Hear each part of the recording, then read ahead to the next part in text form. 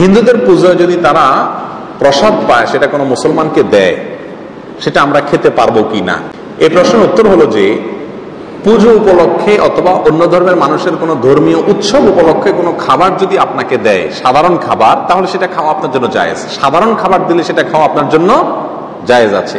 তারা যদি কোনো পশু জবে করে দেয়, যেহেতু মুশরিক হিন্দুরা, তাহলে সেটার গোশত আপনি খেতে পারবেন না। ফলমূল এ জাতীয় কোনো কিছু দিলে সেটা আপনি খেতে পারবেন। কিন্তু পূজার যে প্রসাদ, সেটা বিশেষ খাবার, সেটা মূলত দেবতার সামনে পেশ করা হয়ে থাকে। তাদের ধারণা এবং বিশ্বাস হলো যে দেবতা এটা তার উচ্ছিষ্ট রেখেছেন, এটাতে বরকত আছে, তারপরে সেখান থেকে এনে তারা তার সামনে থেকে এনে নিজেরা ভাগ বটরা করে নিয়ে যায়। তো এইরকম উদ্দেশ্য যেহেতু সেখানে আছে, এই জন্য পুজোর প্রসাদটা খাওয়া জায়েজ হবে না, কারণ ওটার পিছনে একটা বাজে আকীদা এবং বিশ্বাস আছে। আর এমনিতে সাধারণ খাবার যদি তারা দেয়, তাদের পূজা উপলক্ষে খেতে পারেন। আলী রাদিয়াল্লাহু তাআলা আনহুর কাছে নাইরোজ উপলক্ষে, নাইরোজ মানে হলো মূলত নববর্ষ, অগ্নিপূজকদের ধর্মীয় উৎসবের দিন উপলক্ষে হাদিয়া পাঠানো হয়েছে, তিনি সেটাকে অ্যাকসেপ্ট করেছেন।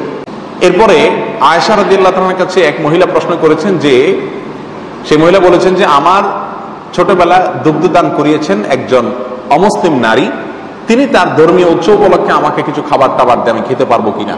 তখন আয়েশা রাদিয়াল্লাহু তাআলা বলেছেন যে যদি কোনো পশুর গোশত টোস্ত দেয়, এগুলো খাবা না, কারণ মুশরিকদের জবাই করা পশুর গোশত খাওয়া যায় না।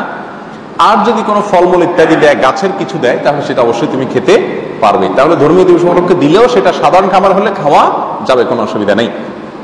আবু বারজা রাদিয়াল্লাহু তাআলা আনহু, তার প্রতিবেশী অগ্নিপূজক ছিল, কিছু অগ্নিপূজক ছিলেন। তিনি তার পরিবারের লোকদেরকে বলতেন যে তাদের উৎসব উপলক্ষে যদি কোনো খাবার টাবার দেয়, তোমরা খেতে পারো, যদি ফলমূল জাতীয় হয় অথবা এমন কিছু হয় যেটা গোশত জাতীয় না, বা গোশত তারা জবাই করেছে এমন কোনো পশুর গোশত যদি না হয়, তাহলে সেটা তোমরা খেতে পারো। কারণ সেই পশু যে জবাই করে, সেটা কার নামে জবাই করে? তাদের প্রতিমার নামে, দেবতার নামে তারা জবাই করে। তাদের নামে জবাই করা পশুর গোশত খাওয়া যেরকম হারাম, প্রসাদ যে খাবারটা তাদের দেবতার উদ্দেশ্যে উৎসর্গ করে, সেটা আবার বরকতের উদ্দেশ্যে এনে তারা খায়, বন্টন করে, সেটা খাওয়া আমাদের জন্য কি হবে না? জায়েজ হবে না।